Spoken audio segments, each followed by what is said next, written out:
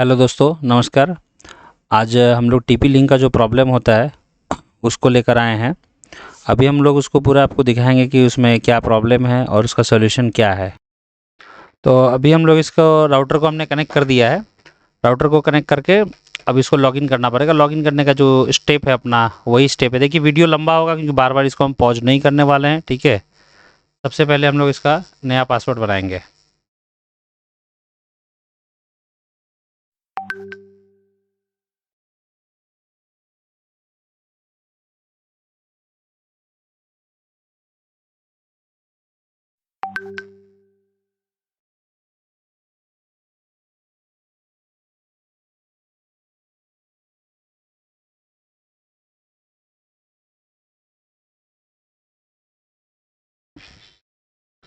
अभी देखिए default version है, ठीक है। जो अपना डिफ़ॉल्ट वर्ज़न है मैं आपको दिखा देता हूँ क्या वर्ज़न है मेरा।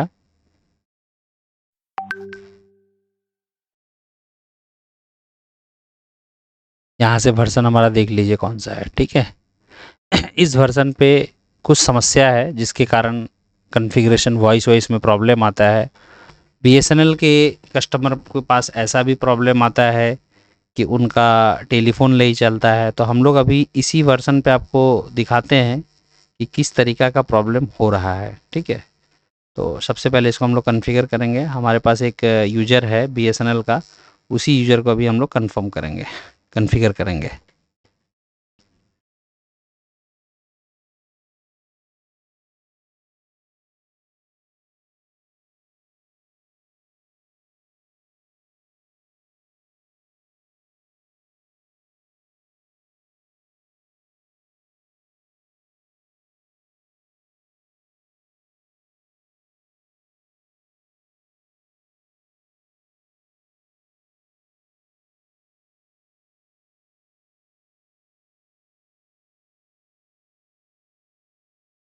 बीएसएनएल का जो इंटरनेट है वो तो हमारा इजीली कनेक्ट हो जाता है, लेकिन वीओआईपी में जनरली प्रॉब्लम आता है।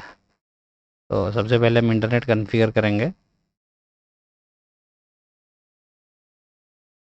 इंटरनेट पे टिक कर लीजिए, इंटरनेट कॉन्फ़िगर कर रहा है तो वीलैन अपना इनेबल रहेगा। प्रायोरिटी रहने दीजिए, 0 रहने दीजिए या 1 रहने दीजिए, कोई दिक्कत नहीं है। आपका internet connection type triple P ही होना चाहिए। उसके बाद आपका यूज़र आईडी और पासवर्ड होगा। यूज़र आईडी और पासवर्ड आप बहुत ध्यान से यूज़ कीजिए। अभी देखिए हम यहाँ पे यूज़र आईडी और पासवर्ड जो है एक सही यूज़र आईडी ही डाल रहे हैं, ठीक है।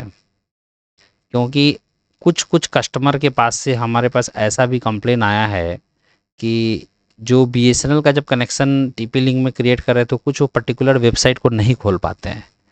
तो उसका भी सॉल्यूशन हम बताएंगे। वीडियो में आपको अंत तक बने रहना है।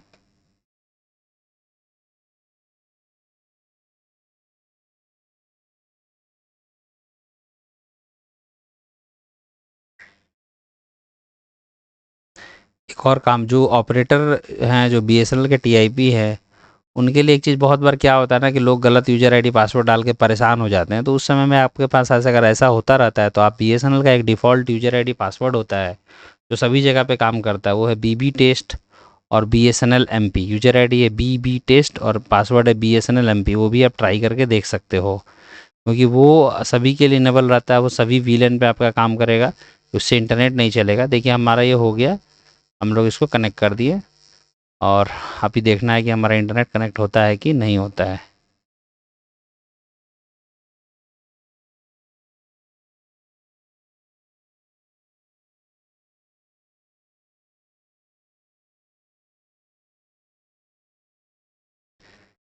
इंटरनेट हमारा अभी तक कनेक्ट नहीं हो पाया है।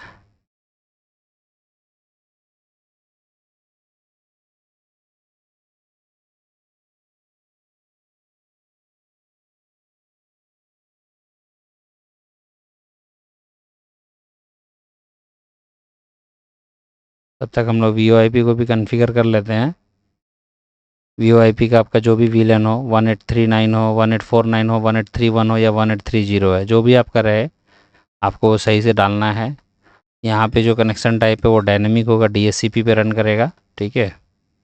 और यहाँ पे आपको वॉइस में टिक करना होगा इंटरफेस बाइंडिंग में।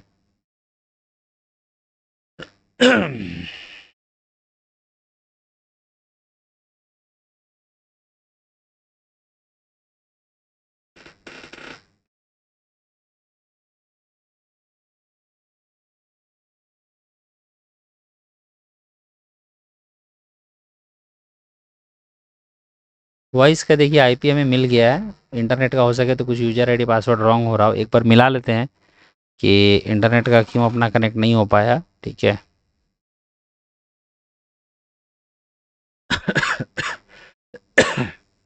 बेटर है कि हम ऐसा करते हैं ना कि इंटरनेट में हमारा मान लो यूज़र आईडी पासवर्ड में दिखा, BB test user ID password use कर लेते हैं ताकि अभी हमारा वीडियो कंटिन्यू बन सके, नहीं तो फिर होल्ड पे चल जाएगा। तो उसको यूज़र आईडी बीबी टेस्ट दे देते हैं, बीबी टेस्ट, और पासवर्ड देंगे BSNL MP।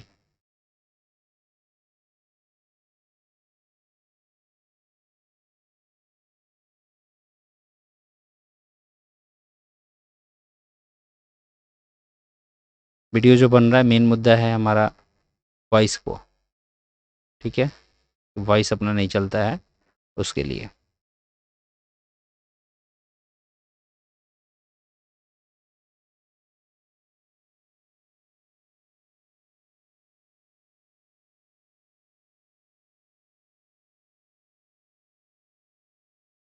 अभी अपना इंटरनेट जो है देखिए कनेक्टेड हो गया, हो सके यूजर आईडी पासवर्ड रॉन्ग हो रहा है उस टाइम में।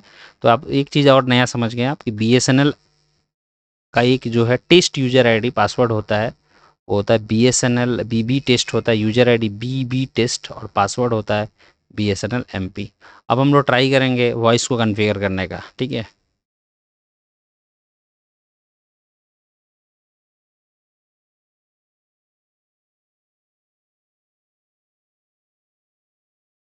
टेलीफोनी में चले जाइए, यहाँ पे वॉइस में जाइए, वॉइस ऐड करते हैं।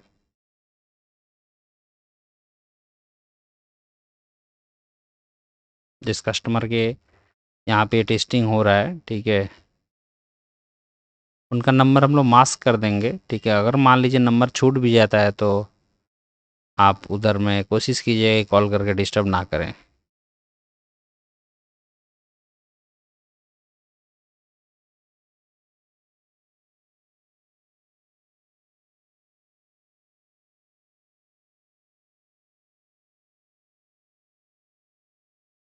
रजिस्टर एड्रेस जो हमारा होता है वो सभी सर्किल के लिए, ठीक है, ये अपना जो है टेस्टिंग जो किया जा रहा है अभी, ये कलकत्ता सर्किल है। ठीक है, अलग अलग सर्किल में जैसे मान लीजिए कि कोई केरला में है तो केरला का अलग होगा, महाराष्ट्र सर्किल का अलग होगा, मुंबई सर्किल का अलग होगा।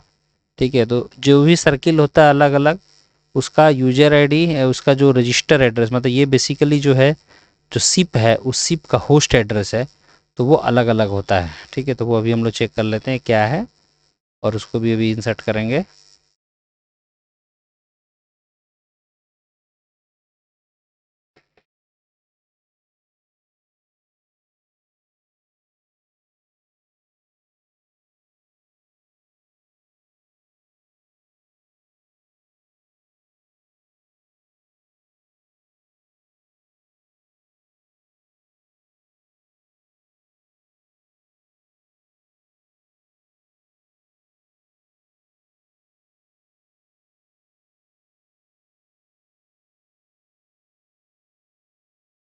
एडवांस में भी हमें क्या करना है कि रजिस्टर एड्रेस जो है उसी को बस सिप में प्रॉक्सी में भी डाल देना है, और आउटबाउंड आउटबाउंड प्रॉक्सी में भी डाल देना है।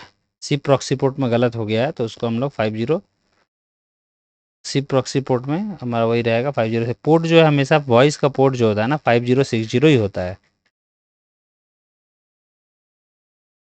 अब यही हमारा प्रॉब्लम है कि जो अभी एग्जिस्टिंग जो फर्मवेयर है, इस फर्मवेयर में इस फर्मवेयर में अपना ये प्रॉब्लम आता है। ठीक है, तो इस फर्मवेयर के लिए हम लोग अभी फर्मवेयर को अपडेट करेंगे, और अपडेट करके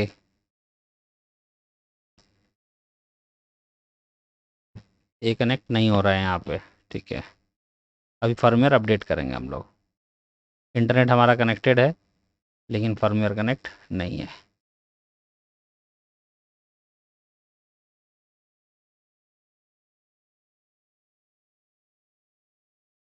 अच्छा, टेलीफोन स्टेटस देखिए यहाँ पे हमारा ये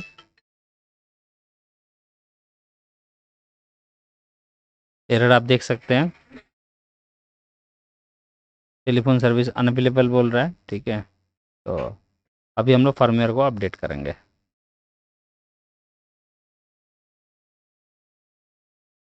सिस्टम में चले जाइए, फर्मवेयर अपडेट में चले जाइए, ठीक है। अब लोकल अपग्रेड में जाके यहाँ से ब्राउज करके आप अपना जहाँ पे भी आपने रखा है फाइल को,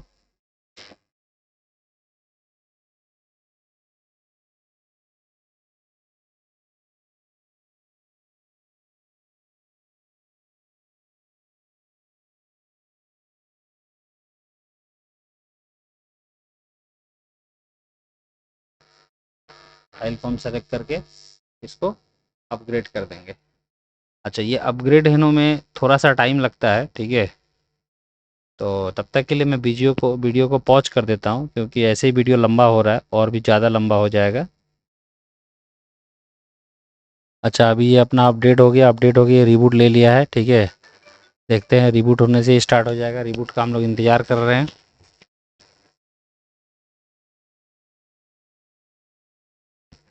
जैसे रिबूट हो जाता है थोड़ा देर के लिए पॉज कर। अच्छा, ये रिबूट हो गया, अपना लॉगिन पेज भी आ गया। अभी रिबूट करते हैं, लॉगिन करते हैं इसको।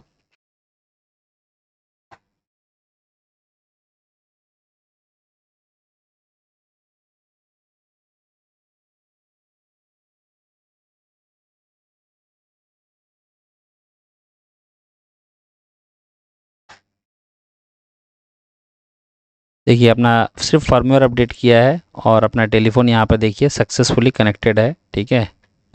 काम कर रहा है टेलीफोन।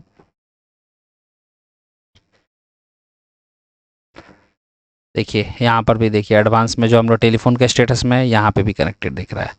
अच्छा, अब एक और प्रॉब्लम आता है कि कुछ कुछ लोग कंप्लेन करते हैं कि मेरा वेबसाइट नहीं खुल रहा है, ठीक है। तो उसके लिए एक बार क्या करते हैं ना कि मैं पहले एक बार जो हमारा इंटरनेट का जो यूज़र आईडी पासवर्ड डालो, वो लगता है थोड़ा सा गलती डाल दिया गया है। तो वो मैं एक बार तब तक के लिए थोड़ा सा ठीक कर लेता हूँ, ठीक है। तो उसके बाद फिर मैं इसको कंटिन्यू करता हूँ, नहीं तो बहुत लंबा वीडियो है। तो उसमें क्या हुआ था कि अपना जो यूज़र आईडी था ना ट्रिपल पी का, उसमें बीएसएनएल में बी छूट गया था। अभी देखिए अपना इंटरनेट कनेक्टेड दिखा रहा है। अब हम लोग देखते हैं कि कुछ कस्टमर हमारे कंप्लेन किए थे कि उनका कुछ बैंक वैंक का वेबसाइट नहीं खुल रहा है। तो एक बार ट्राई करके देखते हैं कि अपना बैंक वैंक का वेबसाइट सब ठीक ठाक खुल रहा है कि नहीं खुल रहा है। एक बार अभी ट्राई करते हैं।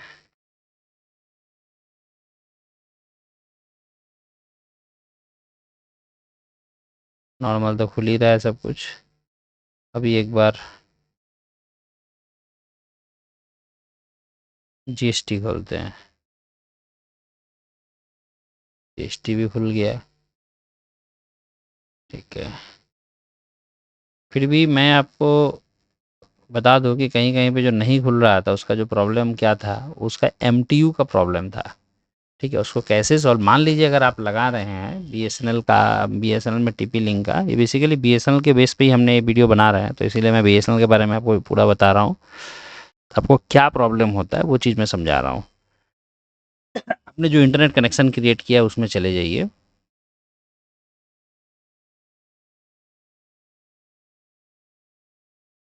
और एडवांस में जाना है आपको, ठीक है। एडवांस में जाके आपका जो एमटीयू साइज है 1480 है, ठीक है।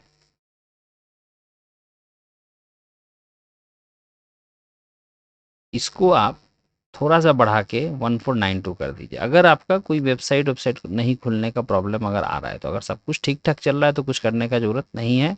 और अगर कोई प्रॉब्लम आ रहा है कोई वेबसाइट पर्टिकुलर, जैसे देखो एक कस्टमर के यहाँ पे हमारे यहाँ से ही वो लेके गए थे, तो टीपी लिंक में ही बहुत खून किए थे, सब जगह बहुत परेशान थे, लेकिन लास्ट में हमसे बात किए तो फिर हमने उनको सजेस्ट किया कि आप ऐसा कीजिए, और उनका ये प्रॉब्लम सॉल्व हो गया एमटीयू साइज चेंज करने के बाद।